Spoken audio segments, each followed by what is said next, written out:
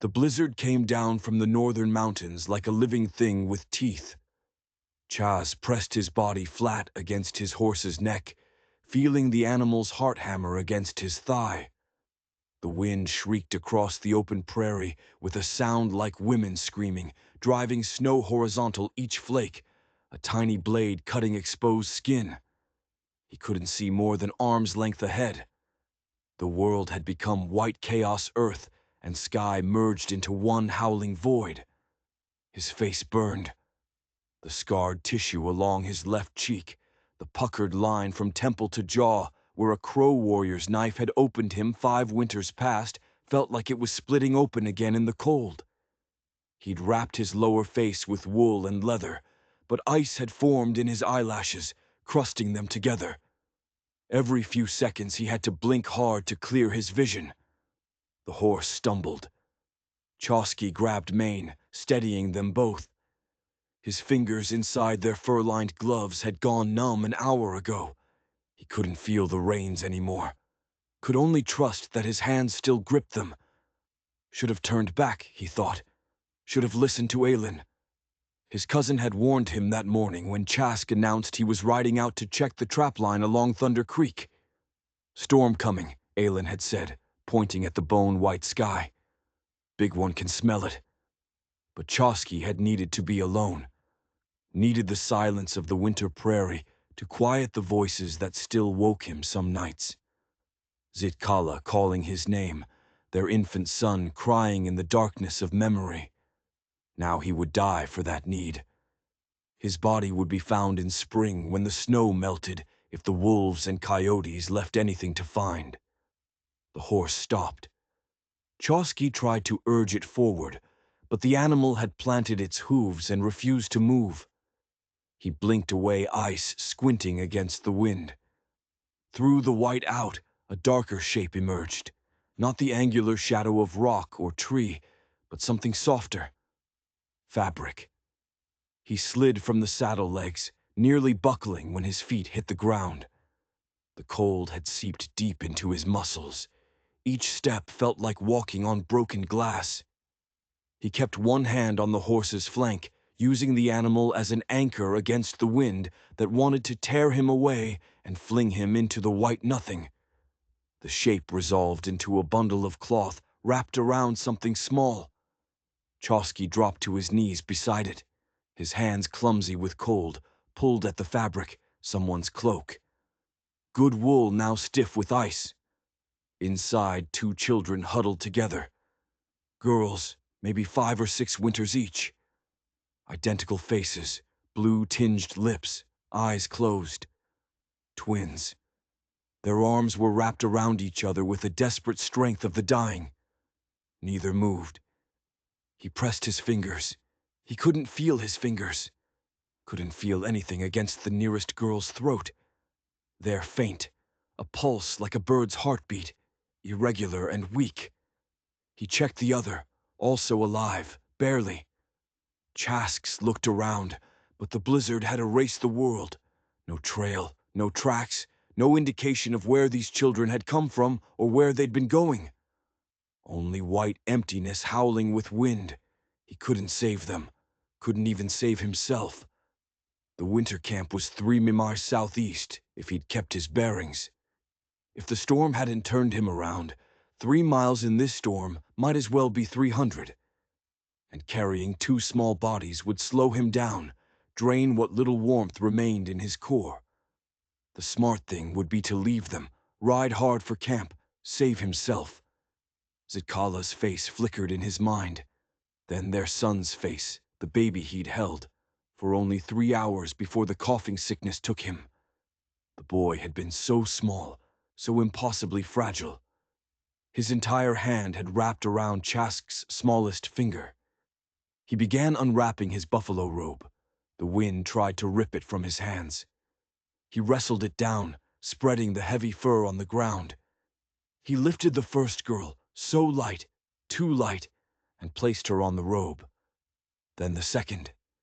He wrapped the fur around them both, then wrapped the cloak over that.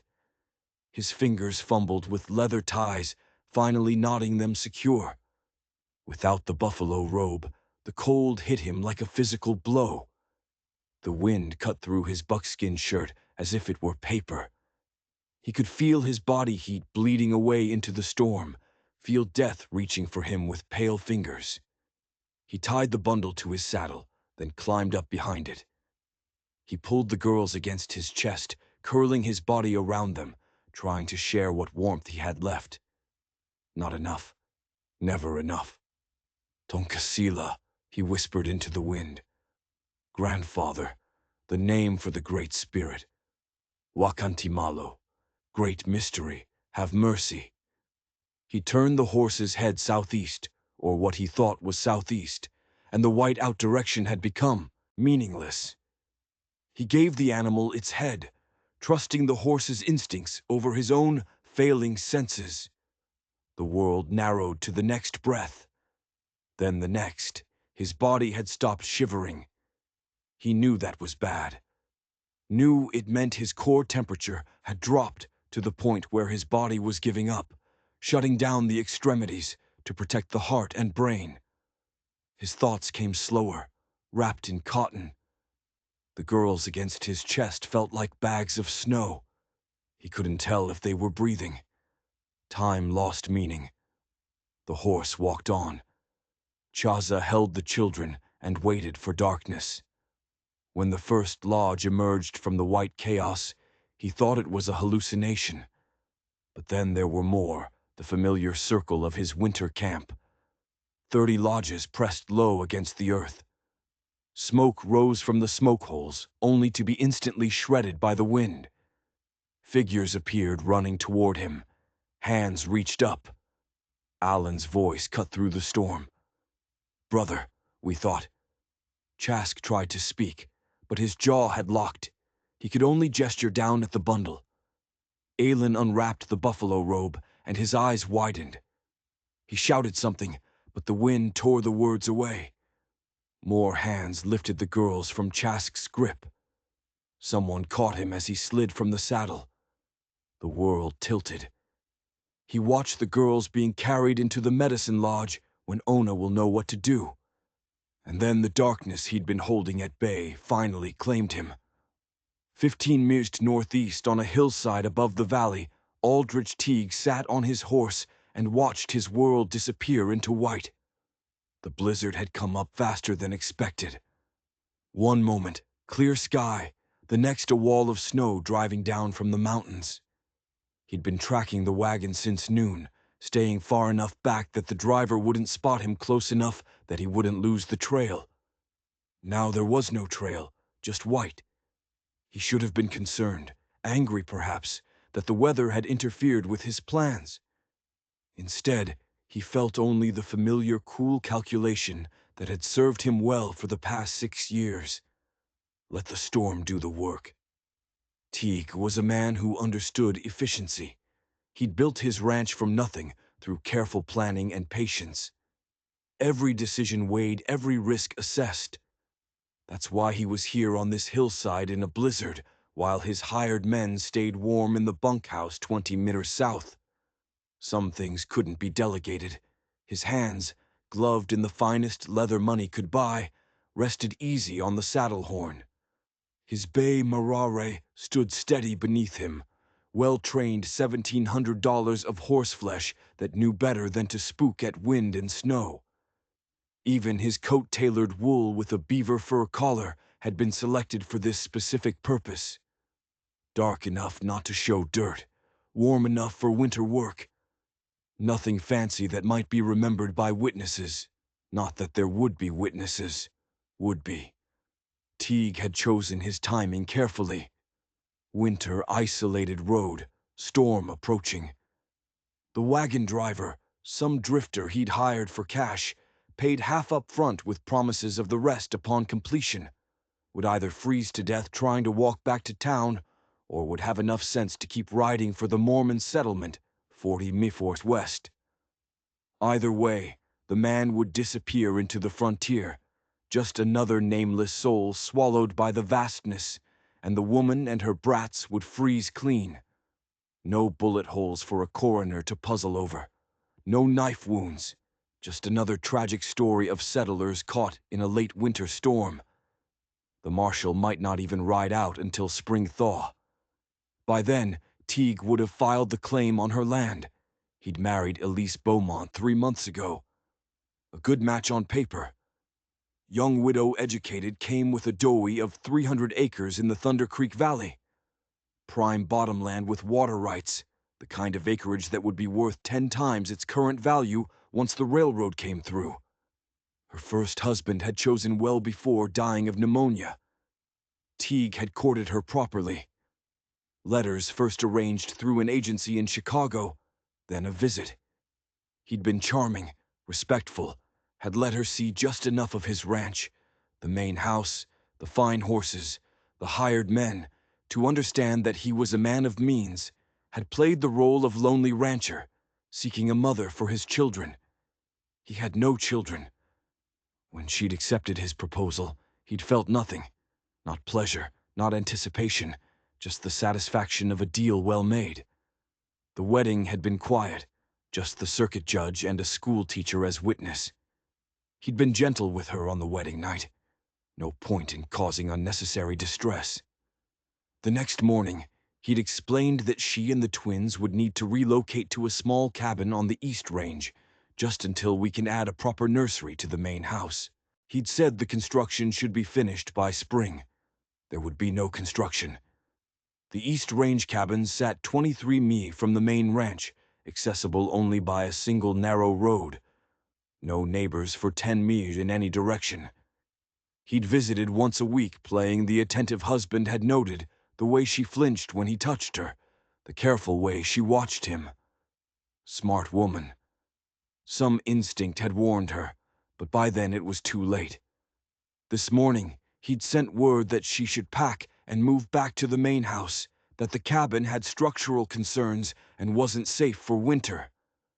He'd sent his most reliable man, Tom Cutter, to fetch her.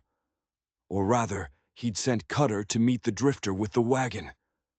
The drifter would deliver his message. Cutter would stay hidden, would follow at a distance, would make sure no one interfered. Teague had timed it perfectly. Storm rolling in narrow window to get off the mountain. And if the wagon should happen to lose the road in the blizzard, should happen to founder, should happen to leave a widow and 2 children stranded in the snow. Well, nature was cruel. Everyone knew that. He'd done this 4 times before. 4 mail order brides, 4 land claims, 4 separate chunks of valley bottomland that, when combined with his original holdings, gave him control of the entire Thunder Creek watershed. The first had been an experiment, a test. Margaret from Philadelphia, plain woman 32, desperate. She'd lasted 5 months before the accident with a horse thrown from the saddle, broken neck. Tragic. The marshal had barely investigated. After Margaret, he'd refined his methods. Sarah from Boston fever, complicated by inadequate medical care in the isolated cabin. Jennifer from New Orleans, lost in a summer flash flood body, never recovered. Catherine from St. Louis, snakebite delayed treatment. Each time perfectly legal. Each time the land passed to him as the surviving spouse. Each time his holdings grew. Catherine had been different, though. She'd had a son from her first marriage. Boy of 8, gangly and shy. Teague had solved that problem by putting the child on an orphan train headed east. Told the Orphan Aid Society that Catherine had died and he couldn't raise another man's son. They'd been grateful for his honesty. The boy had disappeared into the machinery of charitable institutions, shipped off to some farm family in Ohio or Pennsylvania. One less complication. Now Elise and her twin girls, the last piece he needed. Her 300 acres bordered the creek's northern fork. With her land added to his, he'd control the water for 15 miles in every direction. When the railroad came, and it would come, he'd seen the survey maps. His holdings would be worth a fortune. All he had to do was wait for the cold to do its work. The wind howled around him. Howled. The horse shifted, and he steadied her with a touch of rein. Visibility had dropped to nothing. He could no longer see the road below. Couldn't see anything but white. Perfect. He checked his pocket watch. 2 hours since the wagon had passed this point. Even if they'd been making good time, they wouldn't have reached the Morrison Ranch, the nearest settlement, before the storm hit. And Morrison was probably drunk in his cabin. The man wouldn't venture out in this weather to help anyone. Teague allowed himself a small smile. Not joy, he was beyond such simple emotions, but appreciation for a plan executed cleanly. In a day or two, when the storm passed, he'd organize a search party, would play the frantic husband, would find the wagon. The frozen bodies would collapse in convincing grief. The twins would be a nice touch. People remembered dead children. The tragedy would cement his reputation as a victim of cruel fate. When he remarried next year, he'd wait a full year. Propriety demanded it. No one would question him. He turned his horse south toward home. The bay knew the way, even in the blizzard. 20 miles wasn't far for a good horse. He'd be in his study by midnight. Brandy in hand, fire crackling. Behind him, the storm swallowed the valley. Somewhere in that white chaos, a wagon foundered. 2 small girls huddled against the cold. A woman realized too late what she'd married. Aldrich Teague rode into the darkness, already planning his next move. The game, after all, was far from over. Chosky woke to firelight and the smell of sage. For a moment, he didn't know where he was. The familiar lodge, the medicine smells, Winona's lodge. He tried to sit up, and his body screamed protest. Every muscle locked, every joint grinding. His chest felt like someone had packed it with broken glass. "Heyo, be still." Winona's voice, stern and warm. A hand pressed his shoulder firm enough to keep him down. "Inyun, you almost died." His cousin's wife moved into view. She was 60 winters, her face a map of deep lines. Her gray hair bound in thick braids. Her hands, those hands that had delivered half the babies in camp, had set broken bones, had prepared the dead for burial, now held a clay cup. Drink. The liquid was bitter hot. Willow bark tea mixed with something else he couldn't identify. He drank it all, grimacing. His throat felt raw, like he'd been screaming. The girls, he managed to rasp. Winona's expression didn't change, but something flickered in her dark eyes. She set the cup aside and turned to stir the fire. The flames leaped, casting shadows that danced on the painted lodge walls. "Alive," she said. "For now." Chowsky closed his eyes. Relief flooded through him, followed immediately by shame. Relief that they lived, shame that he'd considered leaving them. "How long?" 2 days since the storm. You slept through 1 day and 1 night. Fever." She gestured to his chest. "Your body was trying to warm itself from inside, nearly cooked your brain." She said it matter-of-factly, the way she spoke about all things related to injury and illness. Death was simply another fact to be observed and managed. "The girls?" he asked again. When Ona settled onto a folding stool, her movements careful. Her knees weren't what they used to be. She pulled a blanket across her lap and began working a piece of buckskin with her fingernails, softening it. "They woke yesterday, too weak to stand. I've been feeding them broth every few hours." She paused, her fingers still on the leather. "They don't speak. In shock. Maybe. Or maybe they have no words. They look at everything like they've never seen a lodge before, never seen an Indian before." Her tone carried no judgment, just observation. "White children, 5 or 6 winters, dressed well, good cloth, good shoes. Someone cared for them. Someone taught them manners they won't eat until given permission, won't touch anything without asking with their eyes." Chasks struggled upright despite the pain. His head swam, but he managed to stay sitting. "Where did they come from? That Winona said is the question." Aelin rode out when the storm cleared. Found tracks. A wagon went off the road about 4 miles northeast. No wagon now. Wine buried it. No horses, no driver, just the place where it happened. She met his eyes. Also found a woman. His breath caught alive barely. Aelin brought her here. She's in the women's lodge. Winona's expression remained neutral, but her next words came carefully, as if she were testing him. She was walking in circles, following her own tracks. Would have frozen within the hour if he hadn't found her. She keeps calling for her daughters. Lena Marie over and over. The twins? Yes. When I brought her to see them, she collapsed, held them both, and cried like her heart was breaking. Winona's fingers resumed working the leather. She asked me who saved them. I told her, Lot Wakaya, our warrior. She wants to thank you. Chaz shook his head.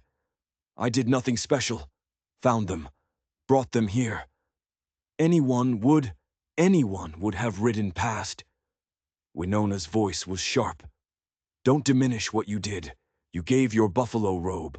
You gave your warmth. You nearly died. These are not small things. He had no answer to that. The firelight flickered, and in the moving shadows he saw other faces. Zitkala, their son. Maka, his brother's wife, who disappeared 3 winters ago. They haunted him, those faces. Ghosts that never quite left. What does she say happened? He asked. The woman. She was being moved from a cabin to a ranch house. Her husband sent a wagon to fetch her and the children. The driver was a stranger, not one of her husband's regular men. When the storm came, the driver stopped, and the wagon told her to wait, then rode off on one of the horses. Winona's tone hardened. Left them. Middle of nowhere storm coming. Just rode away. Anger flared in Chazu's gut, hot and familiar. What kind of man? She doesn't know. She waited 1 hour, then took the girls and started walking, trying to find shelter. Any shelter? Winona shook her head. Foolish. But what choice did she have? Stay with the wagon and freeze her walk and maybe find help. She wrapped the girls in her cloak. Yes. She says she told them to stay together, to keep each other warm. Told them she'd find help. Then she walked. Winona's fingers stilled on the leather. She doesn't remember wrapping them. Doesn't remember anything after she started walking. The cold took her mind. Chosky knew that feeling, had felt his own mind slipping away in the blizzard, thoughts scattering like leaves and wind. Her husband, where is he? Teague Ranch, 20 miles south. Winona spoke the name like it tasted bad. She says her husband is Aldrich Teague, married 3 months ago. He's a rancher. Big spread, many cattle. The name meant nothing to Chaz. He didn't travel much to the white settlements, had little contact with ranchers or settlers beyond occasional trade. Why was she in a cabin away from the main house? That Winona said is another good question. She doesn't know. He told her the main house wasn't ready, told her to stay in the East Range cabin until spring. She paused her eyes, meeting his, but her voice shakes when she speaks of him, and she has bruises. He hits her, not where it shows, arms, ribs, places hidden by clothes. Winona's expression darkened. I've seen this before. Men who hurt in careful ways. Men who know exactly how to break a woman without leaving marks anyone will see. Chaz's hands curled into fists. She should leave him. Where would she go? She has no family.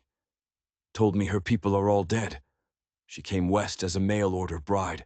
Everything she owns belongs to him now. The land, the money. Under white law, she is his property. Winona spat the last word. Your people and my people. We know women are not property, but their law says different. He knew she was right. Had seen it before. White women trapped in marriages that destroyed them, unable to leave, because they had no legal standing, no right to their own children or land. The white man's law was cruel to women, almost as cruel as their treatment of Indians. "What does she want?" he asked. "To see you. To thank you. Maybe." Winona hesitated, then continued. "Maybe to ask for help. I see it in her eyes. She's planning something, thinking, calculating." She leaned forward, her voice dropping. "Be careful, nephew. She's desperate, and desperate people make dangerous choices." Before Chowsky could respond, the lodge flap opened. A woman entered, moving slowly, carefully. She was wrapped in blankets borrowed from the women's lodge, her hair pale like dried grass, bound in a loose braid. Her face was marked with frostbite scars, patches of angry red across her cheeks and forehead. But her eyes were clear, green like spring grass, and they locked onto Chaz with an intensity that made him forget how to breathe. She was perhaps 25 winters, slender but not fragile. Her hands showed work, her posture showed strength. Even wrapped in blankets, even marked by the storm, she carried herself with a dignity that commanded respect. "You," she said. Her voice was low-accented, French mixed with English. "You saved my daughters." Chaz tried to stand, but his legs wouldn't cooperate. He settled for meeting her eyes. "Han." "Yes." She moved closer, then dropped to her knees beside his sleeping robe. Up close, he could see tears tracking down her frost-burned cheeks. She reached out her hand, hovering inches from his face, then pulled back as if afraid to touch him. "I have no words," she whispered. "In English or French? No words big enough. You gave them your warmth, your life." Her voice broke. "Why? Why would you risk yourself for strangers?" He didn't know how to answer. How to explain that he'd seen his own son's face in those small frozen forms, that he'd been unable to leave them because leaving them would have been leaving his boy to die all over again. "They were children," he said finally. "Children dying. That is enough reason." She stared at him for a long moment. Then, before he could stop her, she pressed her forehead to his hands where they rested on the blanket. A gesture of profound respect of debt that could never be repaid. "Mercy," she whispered. "Mercy, mercy." Then, lifting her head, she spoke words in her broken English mixed with French and something else desperation. I must ask something, something terrible. You will think I am crazy, but I have nowhere else to turn." Winona started to interrupt, but Chezi raised a hand. "Speak." The woman Elise Winona had called her drew a shaking breath. "My husband, Aldrich Teague. He tried to kill us. Not himself. He's too clever. But he arranged it. The driver leaving us. The storm. It was planned." Her hands twisted in the blanket. "He has done this before. I found letters, papers hidden in his desk. 4 other women, 4 other brides, all dead within a year, all accidents." Her voice turned hard. "But 4 accidents is not accident. 4 is pattern." Chask felt cold. That had nothing to do with his recent brush with death. "You have proof. Letters from a marriage broker. 4 different women. Dates. Death certificates." She met his eyes. "He collects land. Each woman brought land as dowry. Each woman died. Each time the land passed to him. My land 300 acres with water rights will make his claim complete. He will control the entire valley." She swallowed hard. "He will not stop. Even though we survive the storm, he will try again and again. Until we are dead and he has what he wants." "Tell the marshal," Chizuke said. "Show him the papers. The marshal is his friend. They drink together. Play cards." Elisa's voice cracked. "Who will believe me? The new bride, the foreigner, accusing the respected rancher. I have no proof that will stand in their court. Only suspicion, only fear." She leaned forward, her eyes locked on his. "But I know, and I know he will kill my daughters to remove witnesses, to simplify his claim." Winona stirred. "What are you asking, girl?" At least turned to her, then back to Chasky. "In your culture," Winona told me, "a woman can choose her protector, can claim a warrior for safety." Her voice shook. "I know I have no right. I know you owe me nothing. But I am asking. No, I am begging." She drew a breath. "Claim me, both of you. Tell anyone who asks that I am yours, that my daughters are under your protection. Make it known." Her hands gripped the blanket so hard her knuckles went white. "He is a coward. He will not come here. Will not risk confrontation with Lakota warriors over one woman. But if I go back, if I return to white society, I am his property, his to dispose of." The lodge fell silent except for the crackle of the fire. Chaz stared at this woman kneeling before him, asking him to step between her and her husband, asking him to risk everything, his safety, his people's safety, for a stranger. But she wasn't asking just for herself. She was asking for two small girls who'd done nothing wrong except be born to the wrong mother, married to the wrong man. "You understand what you're asking?" His voice came out rougher than intended. "You understand that if your husband comes, if he brings men, there will be blood. Yes, you understand that claiming you might bring trouble to this camp, that white men don't respect our sovereignty, might use this as excuse to cause problems." Yes, her voice was steady now. "I understand, but I have no other choice. Return to him and die, or stay here and maybe live." She met his eyes. "I choose life for my daughters. I choose life." Winona made a sound that might have been approval. "The girls, can they survive here? Can they learn our ways? They can learn anything if it means they live. I will teach them respect. I will work. I will." Elisa's voice broke again. "I will be worth the trouble I bring. I swear it." Chowsky looked at Winona. His cousin's wife regarded him steadily, her old eyes seeing more than he wanted her to see. She knew that part of him wanted to say yes for the wrong reasons. Not just because it was right, not just because children needed protecting, but because this woman's eyes reminded him of Zitkala's eyes, that same fierce determination, that same core of steel wrapped in softness. "The camp must decide," Winona said finally. "This is not just your choice. If she stays, if we protect her, we all share the risk." She stood, her knees popping. "I will call a council tomorrow when you're stronger." For now, she looked at Elise. "For now, you and your daughters stay in the women's lodge. Rest, heal. Whatever comes, you'll need strength." Elise nodded. She started to rise, then stopped. Her hand reached out again, and this time she let it rest on Chaza's arm. Just for a moment, just long enough for him to feel the warmth of her palm through his shirt. "Mercy," she whispered again.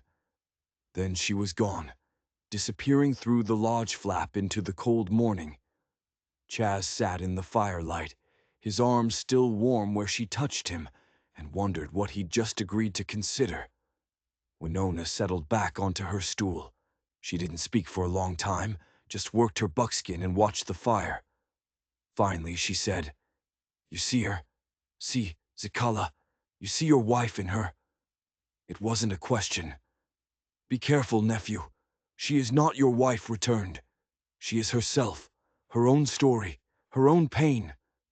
Winona's voice softened. "If you help her for the right reasons. Not because she reminds you of what you lost." He wanted to argue, wanted to say it wasn't like that. But Winona had known him since birth, had helped raise him after his mother died.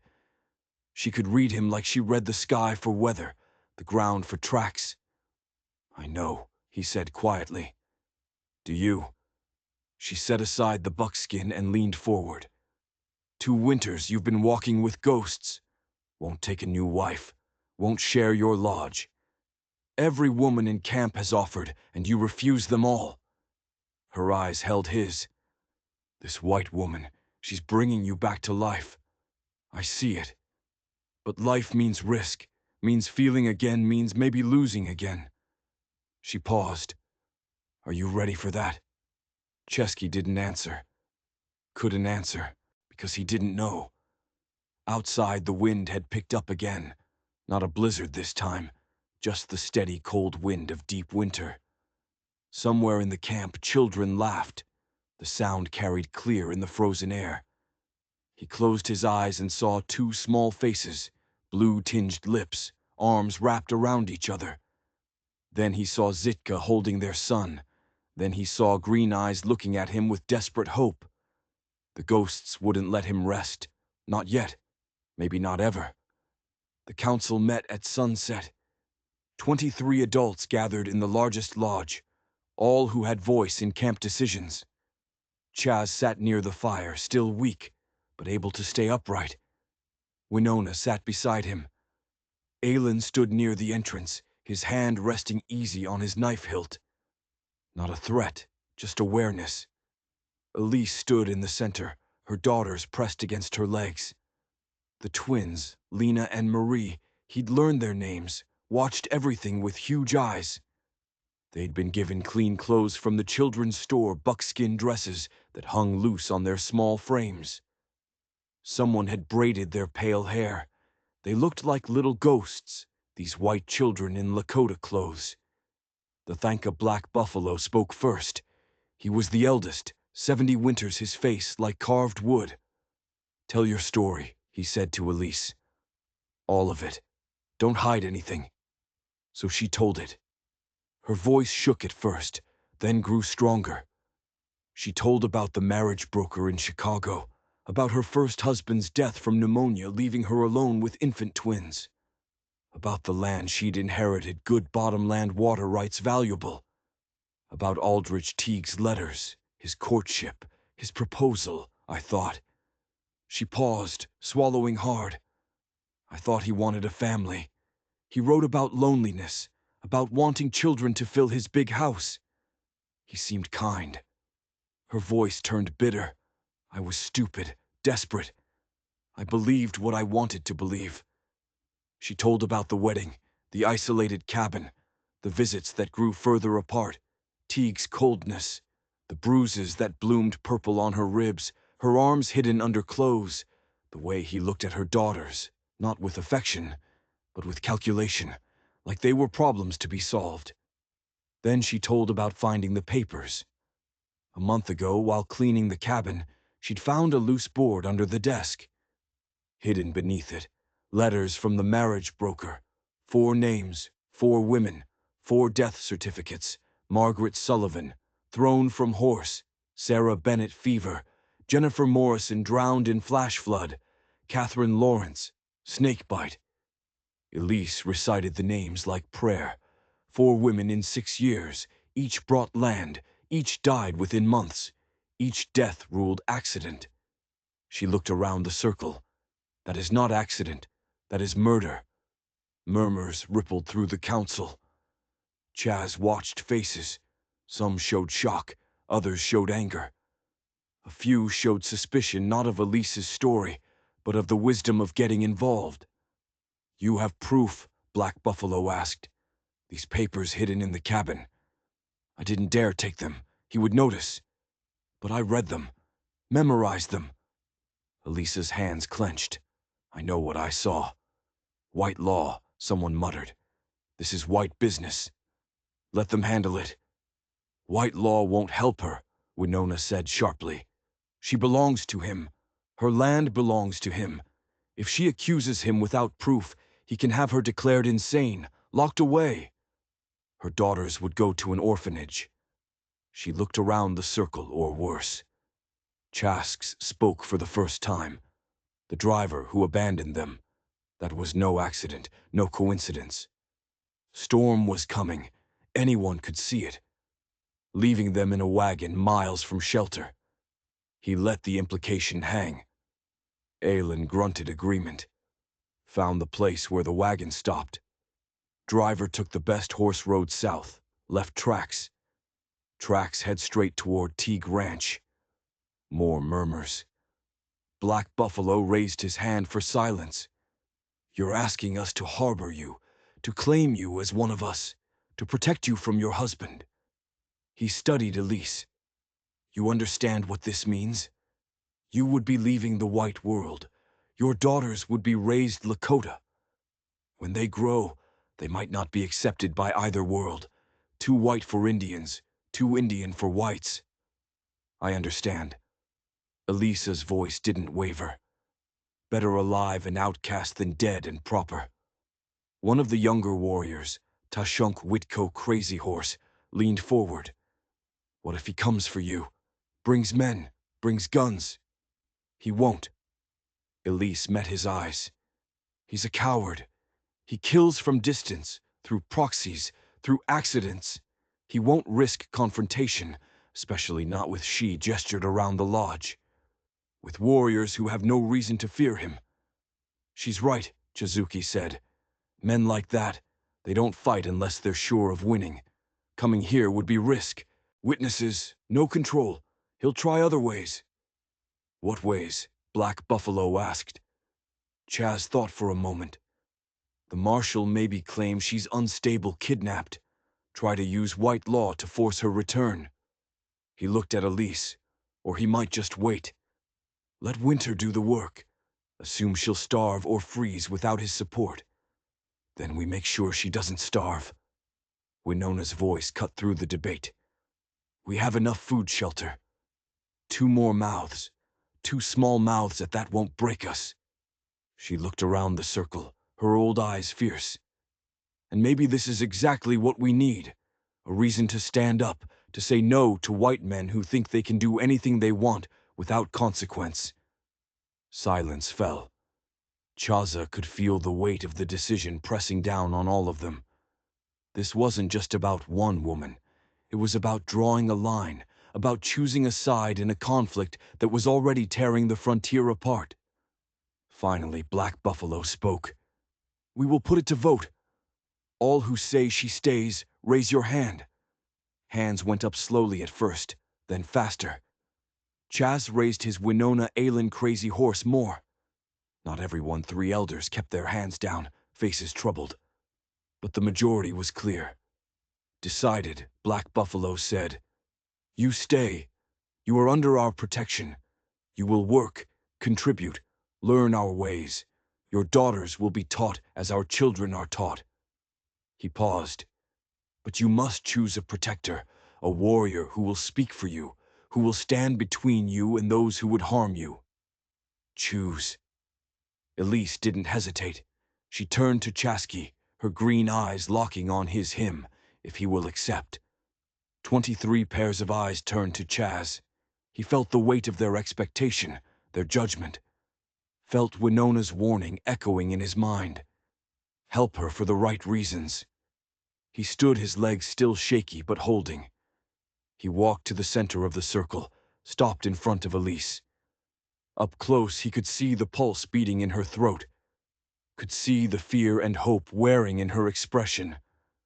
I accept, he said. Then louder in Lakota. Friend, I take you as my responsibility. Elisa's breath caught. She started to kneel, but he stopped her with a hand on her shoulder. You don't kneel. Not to me. Not to anyone. You stand. He looked down at the twins. They stand too. Lena and Morris stared up at him with identical expressions of awe.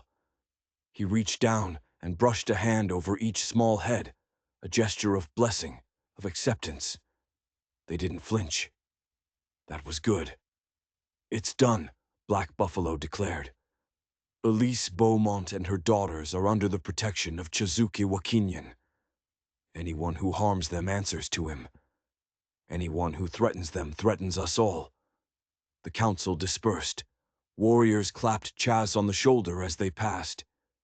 Women approached Elise, offering welcome, offering help. The twins were swept up by a group of children curious to examine these strange white girls who would now be their playmates. Winona lingered, watching Chaz with an expression he couldn't quite read. You've made yourself a target, she said quietly. He'll come for you now. Maybe not today, maybe not this month, but he'll come. I know, good. She smiled, and it was fierce. Been too long since you had something worth fighting for. This might save you yet. She left, and Chask was alone with Elise. They stood in the firelight, not speaking. Outside, the camp settled into evening routines. Smoke rose from lodges. Voices called children home. Dogs barked, normal, peaceful. But Chasks could feel the storm coming. Not weather this time. Something worse. Thank you, Elise said softly. I know you didn't have to. Yes, he interrupted. I did. What he's doing. Killing women for land, disposing of children. He shook his head. That's not something I can ignore. Not something any of us can ignore. She studied his face. When told me about your wife, your son, I'm sorry. Pain lanced through him, sharp and sudden. He didn't talk about Zitkala. Didn't talk about the baby who'd lived only hours. Those wounds were too deep, too raw. Don't, he said. Don't apologize for something that's not your fault. I just meant. I know what you meant. He softened his tone. But we don't have time for looking back, only forward. And forward means making plans, because he will come. Maybe not in person, but he'll send someone or he'll find another way. Elise nodded. Then we prepare. We. The lodge flap burst open. Aelin stumbled in his face. Grim. Riders. 3 of them coming up the creek trail. He looked at Chaz. They're asking for a release. Teague say they've come to bring her home. Chaz's hand dropped to his knife. How many? 3, but well armed. Rifles, pistols. Aelin's jaw tightened. The one in front, he's wearing a marshal's badge. Elise went pale. Marshal Stone. He's one of Aldrich's friends. She grabbed Chessie's arm. You can't fight them. You can't. They'll use it as excuse to bring soldiers to. I'm not fighting anyone. Chowsky gently removed her hand. But I'm not handing you over either. Stay here. Stay out of sight. Let me handle this. He walked out into the cold Alan at his side. The rest of the camp had already gathered warriors, forming a loose semicircle near the creek path. Women and children pulling back toward the lodges. Not hiding, just creating space for whatever came next. The riders emerged from the dusk. 3 men, just as Aelin had said. The leader was about 50, thick-bodied with a gray beard and a silver badge pinned to his coat. The other 2 were younger, harder, hired guns probably. They all carried rifles across their saddles. The marshal reined in at the edge of camp. His eyes scanned. The gathered Lakota lingered on the warriors, then settled on Chaz. You speak English? He called. Yes. Chess walked forward, stopping 10 FT from the horses. Close enough to talk, far enough to dodge if shooting started. I'm Marshal Caleb Stone.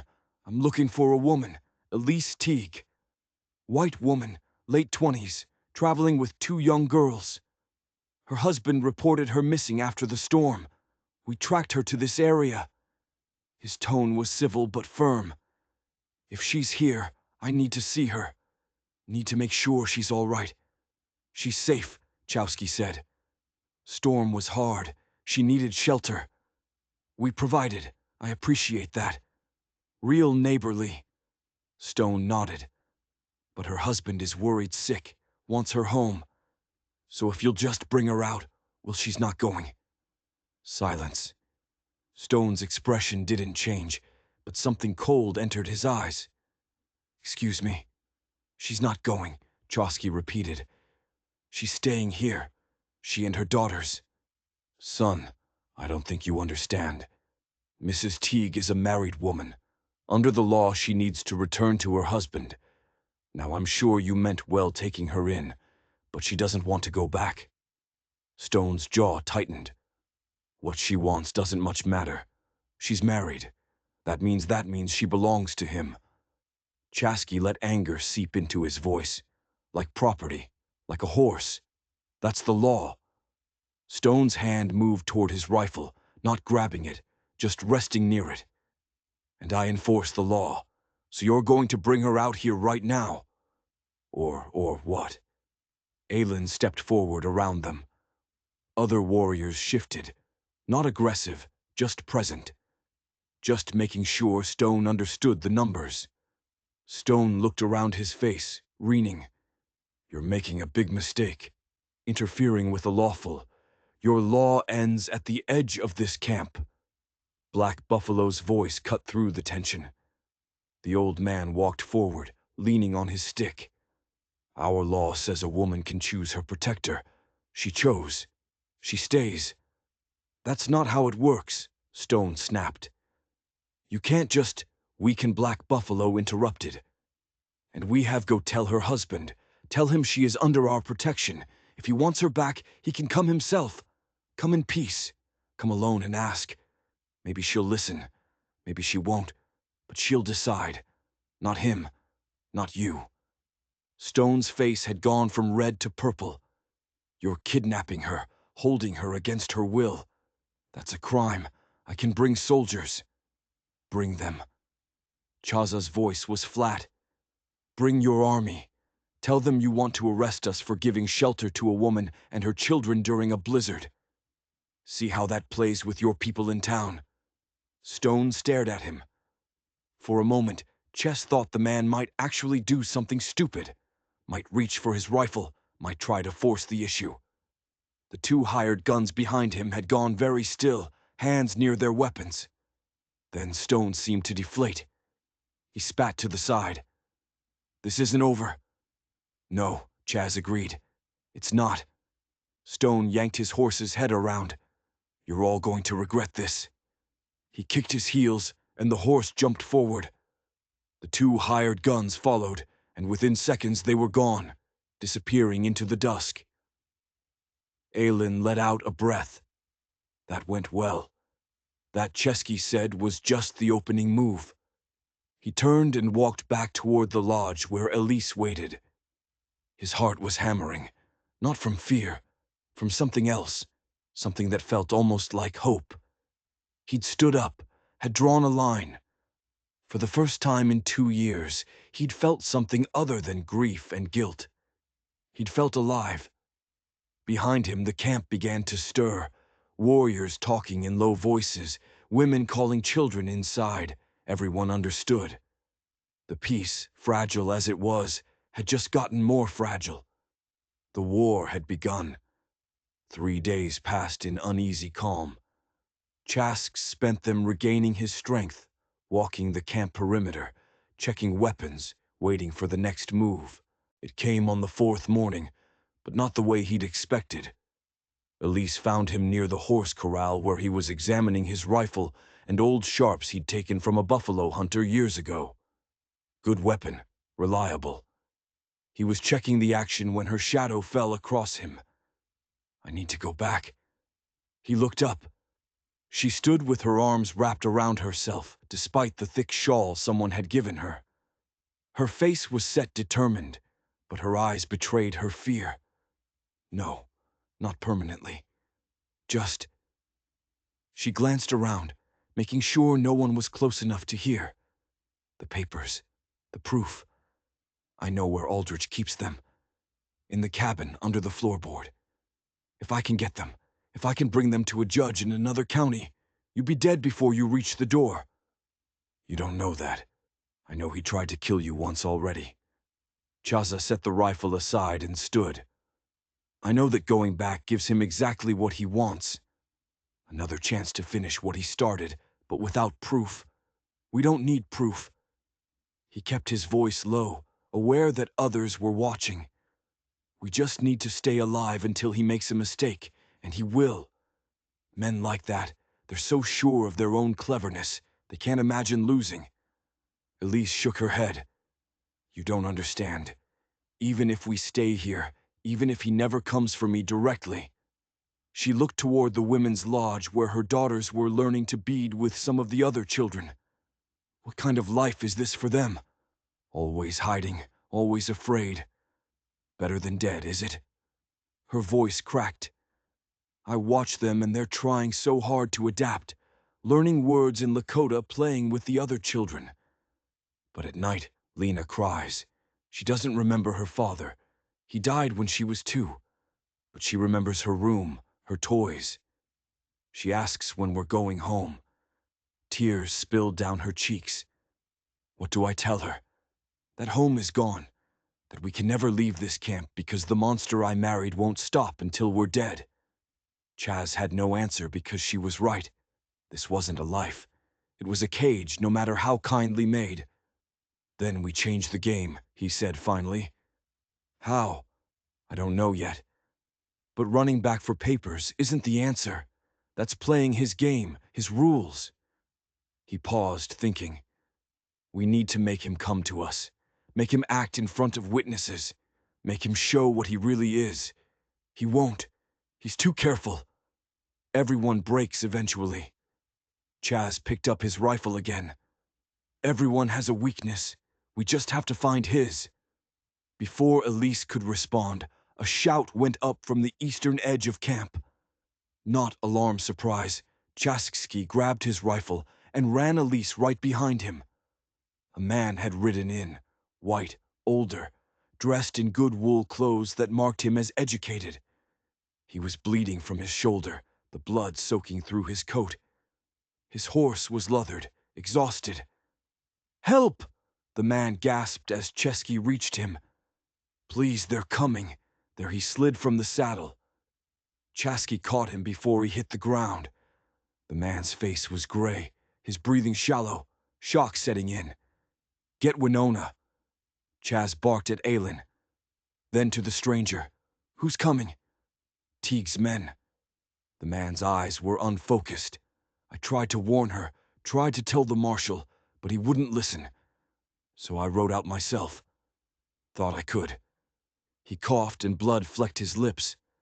"They shot me, left me for dead, but I got away. Had to warn you." "Warn us about what?" "They're coming." The man gripped Chaz's arm with surprising strength tonight. Dozen men, maybe more. Teague told the marshal, "You're holding his wife hostage. Marshal's bringing a posy. They're going to..." He coughed again. "They're going to take her by force if necessary." Elise had gone white. "Dr. Morrison." The man's eyes found her. "Mrs. Teague, I'm sorry. I should have helped you sooner. Should have said something when Margaret died. When Sarah..." He trailed off, his strength fading. "Dr. Daniel Hugh Morrison," Elise said to Chasky, her voice shaking. "He's the doctor who treated the other women, the other brides." He must have seen. "I saw," Morrison rasped. "Saw the bruises, saw the patterns. But I was a coward. Kept silent. Took his money for my silence." He looked at Elise. "But not anymore. I won't let him kill you too."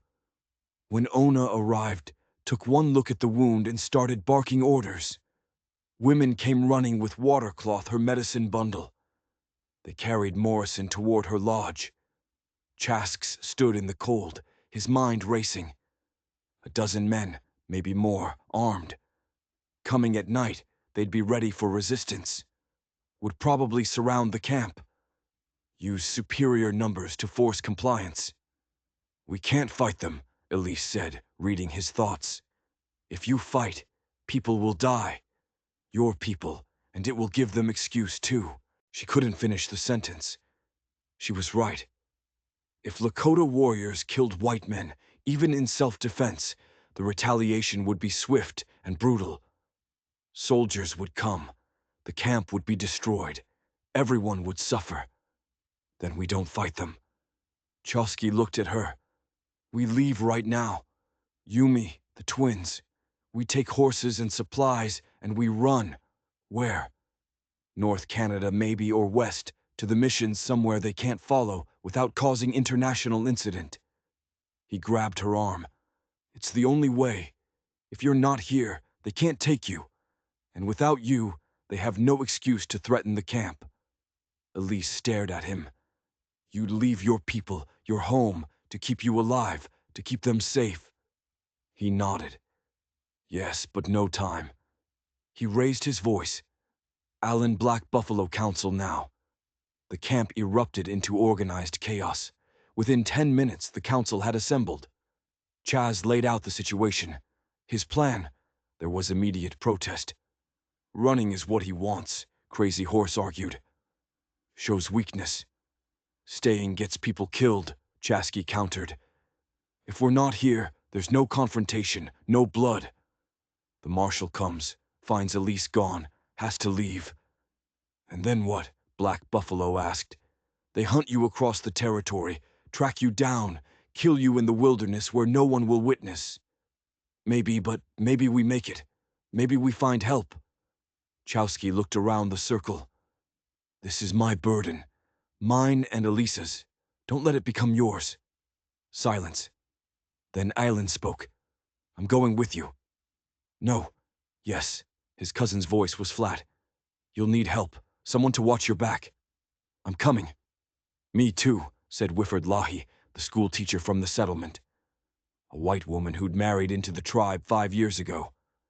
If they're hunting white woman and Indian warrior, they'll shoot on sight.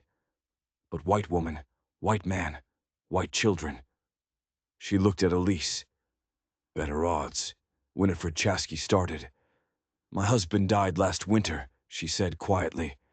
I've been looking for purpose, for meaning. Maybe this is it. She smiled, sad but determined. Besides, those girls will need education. Someone has to teach them to read. The plan crystallized. 4 adults, 2 children, 2 horses with supplies. They'd travel fast, avoid main trails, head northwest toward Fort M'Leod in Canadian territory. 300 men 2 weeks, if weather held. They had 4 hours until sunset. Chask spent those hours preparing, checking weapons, packing supplies, dried meat, pemmican blankets, ammunition, saying silent goodbyes to people who'd been his family for his entire life. Winona found him as he was saddling his horse. She pressed something into his hand, a small buckskin pouch heavy with what felt like coins. Take it. You'll need money where you're going. I can't. You can. You will. She gripped his arms, her old eyes fierce. You come back. You hear me? When this is over, when it's safe, you come back. This is still your home. He couldn't speak, could only nod. Elise was with her daughters, explaining in quiet tones that they were going on a journey. The twins listened with solemn eyes, too young to fully understand, but old enough to sense the danger. When Elise finished, Lena raised her hand. Will the bad man follow us? Elise's breath caught. He might try, but Chask Sky will protect us. So will Aylin and Miss Winterfred. We'll be safe. Promise. I promise. It was a promise she couldn't keep, and they both knew it. But children needed to believe in promises, needed to believe the adults in their lives could protect them from monsters. Even when the monsters were real, they left at sunset, slipping out the north side of camp, while the rest of the Lakota made obvious preparations to defend. Decoy distraction. Let the marshal ride in, find the camp preparing for battle. By the time he realized Elise was gone, they'd have a 6-hour head start. Chas rode in front, his rifle across his saddle. Aylin took rear guard. Winifred rode with the twins, keeping them calm with soft songs. Elise rode beside Chasky, her face set toward the darkening horizon. Thank you, she said quietly. For this, for everything. Thank me when we make it, even if we don't. She looked at him, and in the fading light, her eyes were luminous. Thank you. They rode into the night, and behind them the camp waited for a confrontation that would never come. Ahead lay 300 amers of winter prairie frozen rivers and men with guns. But they rode together. And for now, that was enough. 4 days. 4 days of riding through cold that bit through every layer. 4 days of watching the horizon for pursuit. 4 days of rationed food and fitful sleep, and children who were too brave for their own good. On the 5th day, everything went wrong. They'd made good time covering nearly 60 minutes bars. The weather had held cold but clear, no new snow to slow them or leave obvious tracks. Chosky had chosen their route, carefully avoiding settlement, staying to the high ground where they could see anyone approaching. But on the 5th day, Marie developed a fever. It started as a cough. By mid-morning, she was shivering despite being wrapped in every blanket they could spare. By noon, her skin was burning hot and her eyes had gone glassy. "We have to stop," Elise said, her voice tight with fear. "She needs rest, medicine." They were 50 meters from the Canadian border, 50 mim from relative safety. But Chaza knew Elise was right. Pushing a sick child would kill her faster than any bullet. They made camp in a box canyon near Thunder Creek, the same creek that ran past the winter camp now, frozen solid. The canyon offered shelter from wind and cover from sight. A defensible position if it came to that. Winifred broke into their medical supplies. Precious little they had. Willow barked tea for the fever, puces for the chest congestion. But she was a school teacher, not a healer. Her hands shook as she worked. "It's pneumonia," she said quietly to Chasky. "Or close to it. I've seen it before. Sometimes children recover. Sometimes she didn't finish. Didn't need to." Elise sat with Marie cradled in her lap, singing softly in French. Lena pressed against her mother's side, her small face terrified. They'd lost so much already. First their father, then their home, now maybe their sister. Chaz stood watch at the canyon entrance, scanning the prairie. Nothing, but nothing didn't mean safe. Could mean their pursuers were being careful, watching, waiting. Brother Allen appeared at his elbow. "We need to talk." They moved away from the camp out of earshot. Alan's face was grim. "Saw smoke," he said. "South maybe 5 miles. Could be trappers. Could be of them." "Yeah." Alan checked his rifle. "If it is, they'll find us by morning. This canyon's good for defense, but terrible for escape. One way in, one way out. They'll box us in, pick us off at leisure." Chess raced. "We can't move, Marie. Not in her condition." "I know. So we make a stand. Find good positions. Hope we can hold them off long enough." "Long enough for what? For her to recover that could take days, for help to arrive." "There is no help." Chaz shook his head. "Fighting is suicide. So what do you suggest?" Chose looked back toward camp, toward the small fire where Elise held her daughter, toward Lena's frightened face and Winifred's brave attempts to project confidence. 4 lives depending on him. 4 lives he'd promised to protect. "You take them," he said. "North tonight. I'll stay here. Make enough noise to convince whoever's out there that we're all still here. Give you a head start. That's suicide too. Maybe, but it gives them a chance." Chasky met his cousin's eyes. "Better 1 death than 5. Alan was quiet for a long moment. "Then you know what you're asking me to do, to run to leave you. I'm asking you to save them. That's all that matters." Before Alan could respond, a sound echoed across the frozen prairie. Distant, but clear. Wolves howling, except not wolves. Men signaling each other. They'd been found. Chaz ran back to camp. Elise looked up as he entered her face, going pale at his expression. "They're here," he said. "Close. Maybe a mile out." He grabbed packs, started throwing essential supplies together. "You have to leave now. Take the horses. Take the children. Ride north. Don't stop. Don't look back. What about you?" Elisa's voice was steady, but her hands shook. "I'll slow them down. Give you time." "No." She stood carefully, shifting Marie into Winterfred's arms. "I'm not leaving you. You have to. I won't." She grabbed his arm. "You said everyone has a weakness. Everyone breaks." "Well, mine is you. You've given up everything for us. your home, your safety. Her voice broke. I won't let you die for me. I won't. There's no time to argue. Then don't argue. Listen. She moved closer, her eyes locked on his. You know this area. You know the creek. Is there another way out? Something they wouldn't expect. Chesky thought fast. The creek. There's a ford 2 miles downstream, but the ice. Is it solid? I don't know. Haven't checked. Could be thin. He shook his head. Too dangerous. If the ice breaks, if we stay, we die. If we run on the prairie, they'll run us down.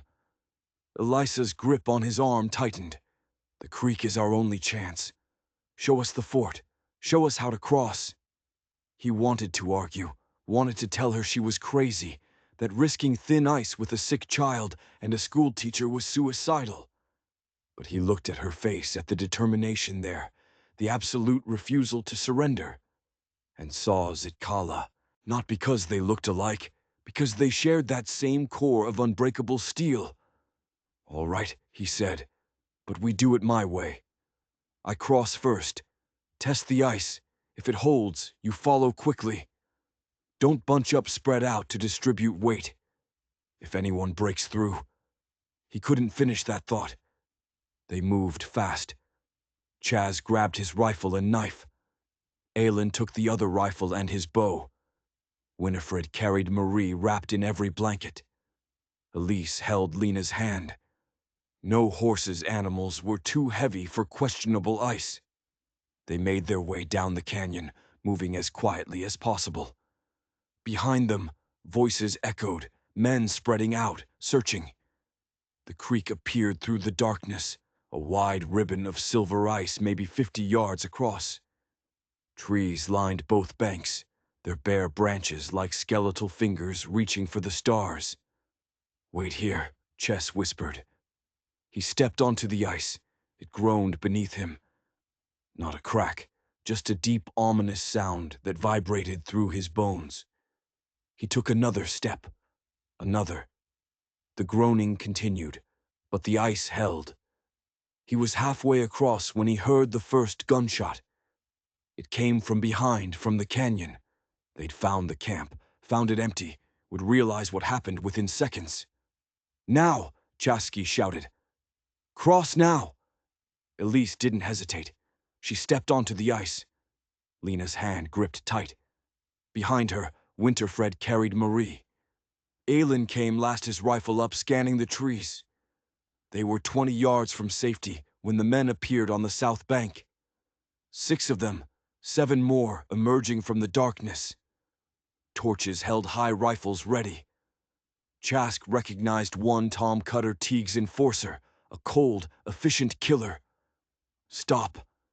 Cutter's voice rang across the ice. Mrs. Teague, you need to come back. Your husband is very concerned. Liar, Elise screamed back. He tried to murder us. That's not true, ma'am. You're confused, upset from your ordeal. But we're here to take you home safe. A rifle shot cracked the night. The bullet whistled past Chaz's head so close, he felt the wind of its passage. That was a warning. Cutter shouted. Next one won't be. Now come back or what? Chesky called back. You'll shoot a woman and children in front of witnesses. How will you explain that to your marshal? Cutter's face twisted. They'll believe what I tell them. Same as always. Now come back or I'll another gunshot. This one from Aelin.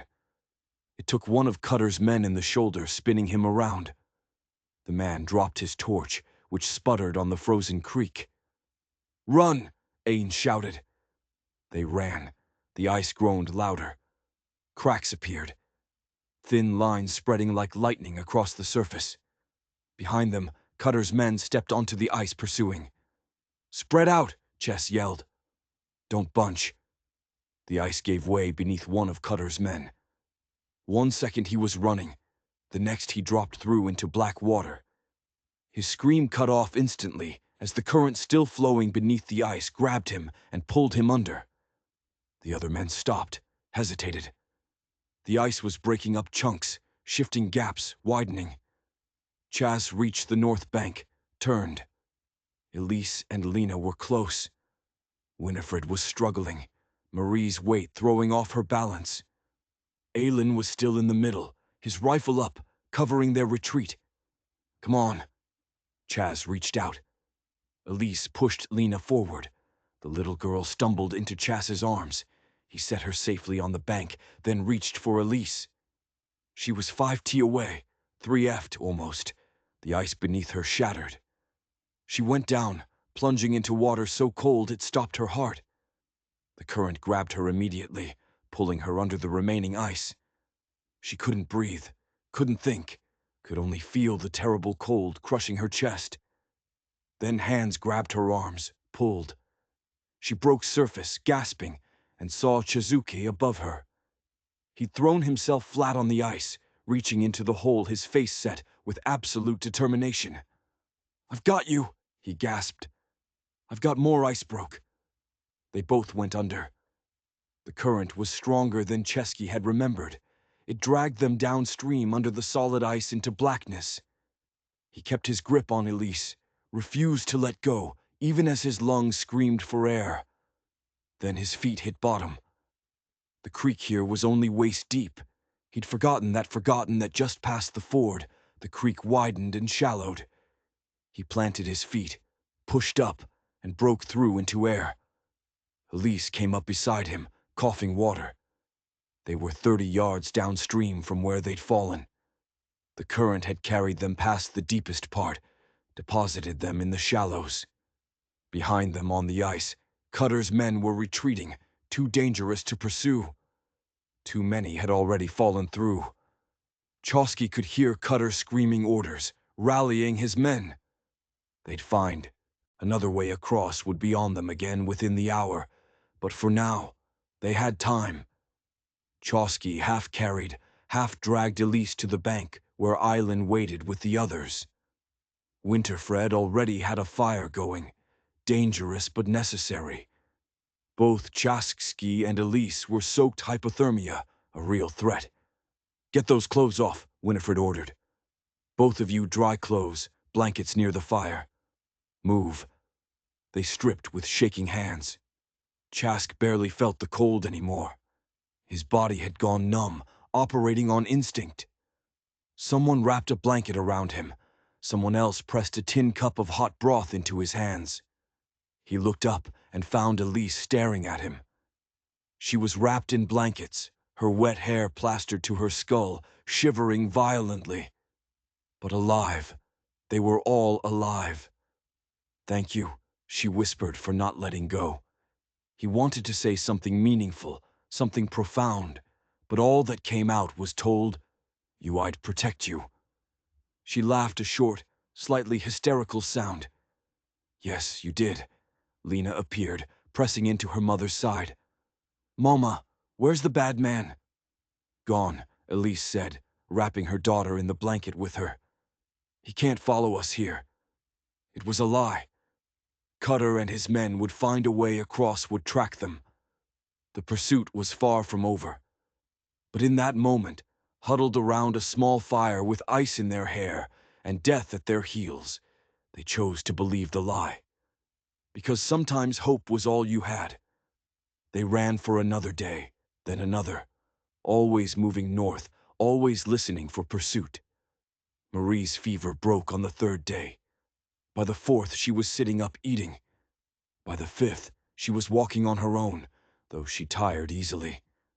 Small victories, reasons to keep going. On the 7th day, they crossed into Canadian territory. There was no ceremony, no marker to tell them they'd made it. Just a feeling, a subtle shift in the land, a change in the light. Chas felt it in his bones. They were beyond Teague's reach now, beyond the marshal's jurisdiction, beyond American law. Safe. They found a missionary outpost 20 miles inside the border. A small church run by a husband and wife from Quebec, serving a scattered population of trappers, traders, and displaced natives. The missionaries, Father Bernard and his wife Marguerite, took them in without question. "We don't ask about what people are running from," Father Bernard said in his heavy accent. Only what they need to run toward. They stayed a month healing, resting, planning their next steps. Chaska spent his days hunting, bringing meat to supplement the mission stores. Aylin helped with repairs to the church building. Wyfred began teaching the local children, including Lena and Marie, in a small schoolroom Marguerite had established. Elise worked in the mission's garden, preparing beds for spring planting. Her frost-scarred hands grew calloused and strong. Her nightmares came less frequently. On a clear afternoon, 4 weeks after their arrival, Chuk found her sitting by the creek. A different creek, but it reminded him of home. She looked up as he approached, smiled. "The ice is melting," she said. "Spring coming." He sat beside her. "You thinking about what comes next always?" She picked up a stone, turned it over in her hands. "Father Bernard says there's a settlement 2 days west. Good farmland. They need families." She glanced at him. "I thought maybe if you wanted, we could claim land, build a house, stay." Chessa was quiet. He'd been thinking the same thing, thinking about what life might look like beyond running, beyond survival. "You'd have to marry me," he said. "Properly, I mean, in their eyes. Otherwise, you couldn't claim land. Their law doesn't recognize our way." Elisa's hand stilled on the stone. "Is that a proposal?" "Maybe, if you'd consider." She kissed him. It was sudden, unexpected, and perfect. Her lips were warm despite the cold air. Her hand came up to cup his scarred cheek. When she pulled back, her eyes were bright. "Yes," she said. "Yes, I'll marry you. Yes, we'll claim land. Yes, we'll build a house." She laughed. "Yes to everything." He should have felt happy, relieved. Instead, he felt terrified. "I don't know how to do this, how to be a husband again. How to? Neither do I. We'll figure it out." She took his hand together. They married a week later in the small mission church. Father Bernard performed the ceremony in French and English. Aylin stood witness. Winifred cried. The twins scattered dried flowers. It was nothing like Chask's first wedding, the elaborate Lakota ceremony the whole camp celebrating. This was quiet, simple, but it was real. That night in the small room they'd been given, Elise finally told him the whole truth. About finding the papers in Teague's desk, about reading the letters from the marriage broker, about discovering that one of the dead women, Catherine Lawrence, had a sister, a Lakota sister named Maka. Chaz's blood went cold. "Maka was my brother's wife. She disappeared 3 years ago. We thought she'd run away, or he couldn't finish. Teague killed her." Elisa's voice was flat. "I'm sure of it. She must have been one of his early experiments before he perfected his methods. The ledger mentioned her disposed of via cultural misunderstanding." Her hands clenched. "I didn't understand what it meant until I came here. Until I understood that a native woman disappearing would barely be investigated, especially one married to a white man." Rage flooded through Chesk, hot, pure. "He has to pay for Maka, for all of them, for he will." Elise put her hand over his, "but not by us hunting him. By us living, by us building something good. That's the revenge he can't stand, that we survived, that we're happy." She was right, but it didn't feel like enough. 3 months later, a letter arrived at the mission, addressed to Chizuke in careful script. Father Bernard handed it over with curious eyes. Chaz opened it, read it twice, then handed it to Elise. It was from Marshal Stone. "Mr. Chask, I am writing to inform you that Aldrich Teague is dead. His body was found in Thunder Creek 3 weeks ago, drowned. Dr. Daniel Morrison survived his wounds and provided testimony regarding Teague's activities. Documents were recovered from Teague's ranch, including detailed ledgers recording the deaths of 4 women and the disposition of their assets. Further investigation revealed Teague's plan regarding your party. Tom Cutter, faced with murder charges, turned witness, provided details of Teague's instructions. You should know Teague left his ranch the day you crossed the border. Told his men he was riding north to finish this personally. He never returned. His horse was found near Thunder Creek, same place you crossed. Ice was thin. We believe he attempted pursuit and fell through. Body was trapped under ice until the thaw. Nature, it seems, delivered justice. Land claims against Teague's estate are being processed. Mrs. Teague's property will be returned to her upon her return to American territory. No charges will be filed against any member of your party. You are free to return if you choose. Respectfully, Marshal Caleb Stone. Elise set the letter down. Her hands were shaking. He's dead. Really dead. Yes, we can go back, claim the land, live without. She stopped, looked around the small room they'd made into home. At the window overlooking the garden she'd planted, at the crib Chasky had built for the baby she was carrying, their baby due in 6 months. Do you want to go back? He asked. She thought for a long time. Then, no, this is home now. This is where we build our life.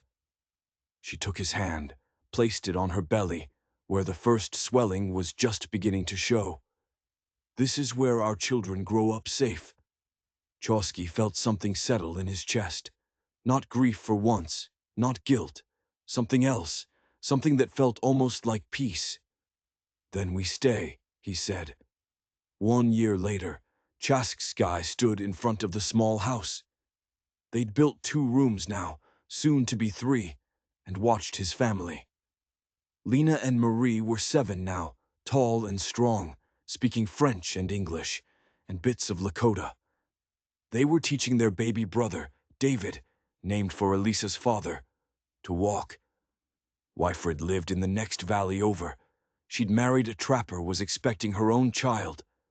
They visited off in their laughter, carrying across the fields. Aylin had returned to the winter camp 6 months ago, brought news that everyone was well, brought an invitation to visit whenever they wanted. Chaska hadn't gone yet. Wasn't sure he could bear it, seeing his people, his home, and choosing to leave again. But maybe someday. Elise appeared beside him, the baby on her hip. David reached for his father, and Chasky took him, feeling the solid weight of his son, so different from the fragile infant he'd held for only hours before death claimed him. This boy was strong, would grow stronger. What are you thinking? Elise asked. Chaz looked at her. To this woman who'd stumbled into his life wrapped in a blizzard, who trusted him with her life and her children's lives, who chosen him when she could have chosen safety and comfort and an easier path. I'm thinking, he said, that I'm grateful. For what? For storms, for getting lost, for finding you. She smiled, leaned into his side. Together they watched their children play, watched the sun set over their land, watched their future unfold in the golden light of a spring evening. Behind them the past waited with all its ghosts and griefs, but ahead lay possibility, lay choice, lay life. And for the first time in years, Chask chose to look forward.